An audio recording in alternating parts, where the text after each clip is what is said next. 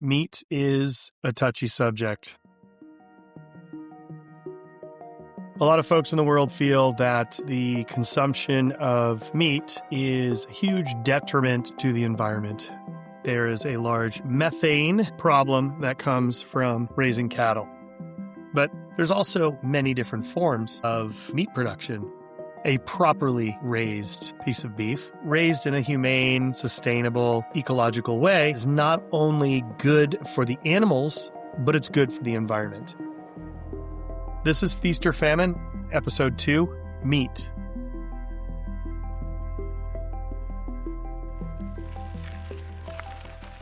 Stemple Creek Ranch is about 45 miles north of San Francisco in Tamales, California. It's a really incredibly beautiful area.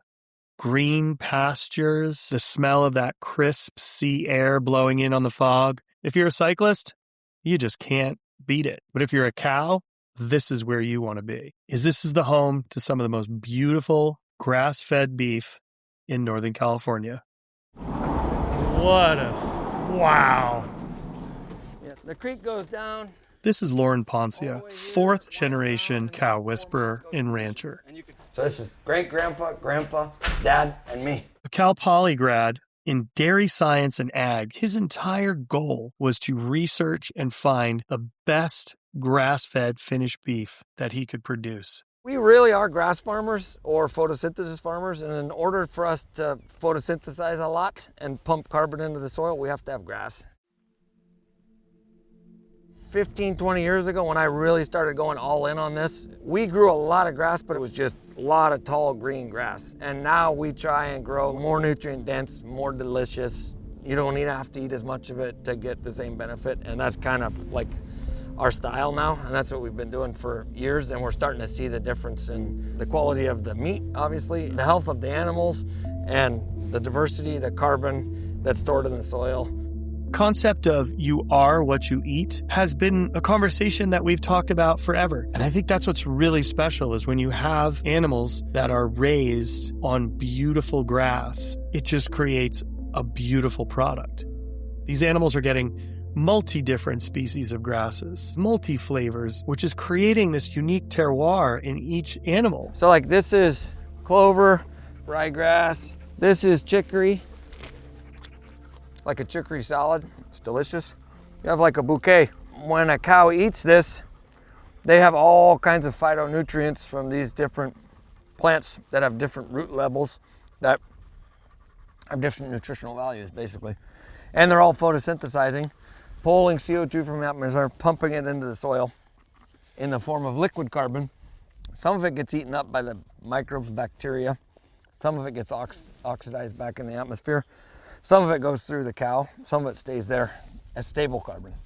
Either it gets trampled in, eaten, digested, passed through a system, put back into the ground. Yeah, and it's like a sponge. When you get the stable carbon in the soil, it's like a sponge that holds water. And that's what we're trying to do, is get lots of water. Our grass will stay greener longer in the areas that we have more carbon in the soil than areas we don't. Soil is this sponge for water the same way everywhere, even though the soil itself differs. This is Dylan Oslegger. I know him as the soil specialist. He has degrees in earth science, hydrology, astrophysics. He has built cycling trails and hiking trails throughout public lands, local, state, and on the federal level. I think in a very similar, like less literal, more metaphorical way, is that soil is this sponge for stories.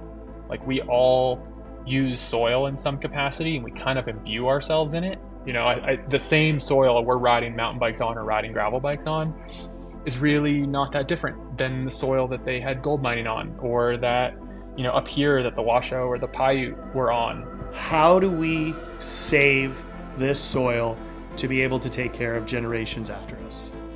And you and I have talked about this for years, but like both of us share those similar backgrounds in agriculture and rangeland agriculture and in conservation and athletics. And I ride in the Bay Area. I go down and I ride in the rangelands that surround the Bay Area, the beautiful golden rolling hills, beautiful landscape. And the rangelands aren't included in California's conservation plan for the largest part because they're working lands, right? They're not considered perfectly conserved in this, you know, whatever untrammeled wilderness means today. only 1.2% of rangelands in California have the amount of soil necessary to be considered like tolerable or like in good shape. We're not conserving that. And it's really because we're not conserving soil. I mean, you can do all you want around protecting forests, doing wildfire mitigation. You can do all you want around protecting marine protected areas. But if you don't protect rangeland agriculture, if you don't protect farmers, it's not just food. It impacts everything else. And they are stewards of the land. And we kind of forget that at times. Stemple Creek Ranch is a part of the Marin Carbon Project. The goal is for farmers, ranchers, and land managers to serve as stewards of soil health to improve agricultural productivity and viability, enhance ecosystem function, adapt to and mitigate climate change through proper maintenance of soil health. The fact that you call it grass farming over cattle farming is really, it's important for people to understand, because if it's grass-fed animals, this is more important for not only your soils and everything around you than actually, saying you're a rancher. Yeah. And really our whole goal is when I say a photosynthesis farmers, we want a living root in the ground. The living root has a green plant on top, and the green plant on top is like a solar panel at your house. It's capturing the rays of sun. It's pulling CO2 from the atmosphere. It's pumping it into the soil through photosynthesis. And that's the way of life. It's feeding the soil microbes and bacteria. It's also growing, and then we harvest that with our cattle or sheep or pigs or whatever other livestock. They come harvest that and they convert it through their system, turn it into high quality protein that we can feed our consumers and friends and family. We just try and harvest the grass with our cattle. So basically they're just lawnmowers. Pretty much, yeah. They're lawnmower bank accounts. I'm 50, I've been active on the ranch my whole life. About 10 years ago, we had 114 degrees here one day, and the next day was 110, and the next day was like 112, and never in my life had we ever had more than 100 for one day. Every year is different, and so it's kind of a dance with Mother Nature. I like to say it's a dance because we never know what's gonna come. And so what we're trying to do is mimic what we think Mother Nature used to do, and that's have lots of diversity, so lots of above ground and below ground diversity, grasses, legumes, forbs, lots of different types of livestock. By doing that, it makes us more resilient for big events and big changes with the weather. They don't just raise beef, they have sheep and pigs on the farm as well. This is a 3-species grazing system, which really has multiple different benefits from each animal. The sheep like the shorter stuff, they're more browsers. The cattle like the taller stuff, they're more grazers. They all have different foot sizes. They have different saliva. They have different, microbes and bacteria in their systems. So the cattle and the sheep, they eat what's in front of them, they stomp on what's below them, and they defecate or poop on what's behind them.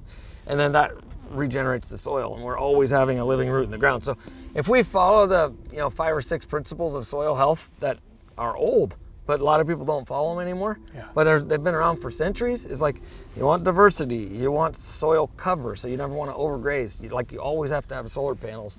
You want multiple species grazing. Like if those 3 things significantly change the landscape for the better, because it helps create perennial plants, helps keep soil cover, the soil stays cooler, and then you grow more stuff.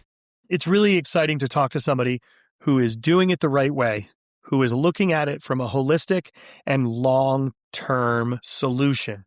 He's gone backwards in time to treat his cattle the same way that 4 generations ago his family was doing it.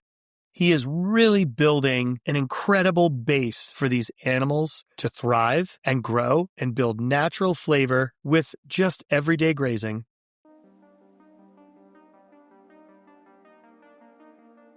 I think a big focus for me is just being able to do what we can. We're not going to reverse global warming on my one ranch, but we can be an example of how we can dance with Mother Nature, how we can raise nutrient-dense food, high quality, feed our community, and have it be a win-win-win. I mean, what you are ultimately is an example to the rest of the producers around the country of what can be done. And you may say that what you're doing here on this ranch isn't going to be enough to stop global warming and climate change, but it is making a huge impact. And if more people follow your lead, will you have an even bigger impact. I hope so.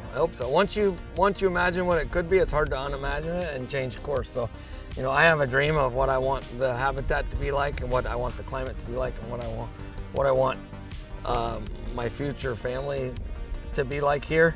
And we're just trying to live it and be true to it and hope that it comes, and it's working. So far, it's working. So you guys are really living the real deal here.